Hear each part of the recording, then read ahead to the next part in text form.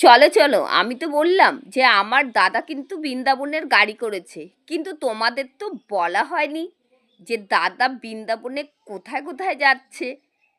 জানো তো দাদা কোথায় কোথায় নিয়ে যাবে তোমাদের? নিয়ে যাবে দাদা মরুভূমিতে। ওহ কি বালি, কি ভালো লাগে মরুভূমিটা। তোমরা তো দেখেছো, মানে ফোনে দেখো আর যেভাবেই দেখো, হয়তো অনেকে গেছো মরুভূমিতে, তো দুর্দান্ত লাগে। তাহলে মরুভূমি কোথায় দেখতে যেতে লাগবে? রাজস্থানে। তার মানে কিন্তু দাদা বৃন্দাবনের সাথে সাথে তোমাদের রাজস্থানও নিয়ে যাচ্ছে। আর নিয়ে যাচ্ছি কোথায় বলো তো? রাম মন্দির দেখতে।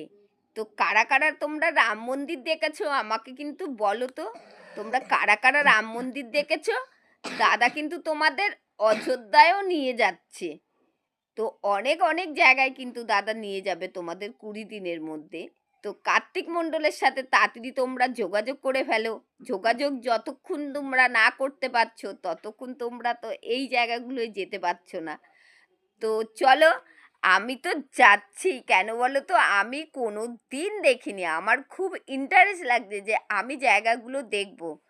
তো তোমরাও কিন্তু আমার সাথে তাড়াতাড়ি চলো, দেখে আসি জায়গাগুলো। তো রাধে রাধে বলো, আর বৃন্দাবন চলো। হে শ্রীকৃষ্ণ, তাড়াতাড়ি আমাকে বৃন্দাবনে নিয়ে চলো। তুমি যদি না নিয়ে যাও, যতই আমার টাকা থাকুক, আমি কিন্তু বৃন্দাবন যেতেই পারবো না। মেন হলো তুমি। তো তোমরা আমার মতো এইভাবেই বলো শ্রীকৃষ্ণ ঠাকুরকে যে হে শ্রীকৃষ্ণ ঠাকুর, আমাকে বৃন্দাবন নিয়ে চলো। দেখবে কোথার থেকে যে টাকা জোগাড় হয়ে যাবে তোমরা নিজেরাও বুঝতে পারবে না। তো শ্রীকৃষ্ণ ঠাকুরকে ডাকলেই দেখবে ঠিক চলে যাচ্ছ রাধাকুণ্ডে। তো রাধাকুণ্ডের জল তো খেতেই হবে, তাই না? তারপরে চলে যাচ্ছ শ্রীকৃষ্ণ যেখানে খেলাধুলা করেছে সেইখানে চলে যাচ্ছ। যেখানে রাধাকে নিয়ে নীলা করেছে শ্রীকৃষ্ণ ঠাকুর সেখানে চলে যাচ্ছ। আর কি দেখতে চাও?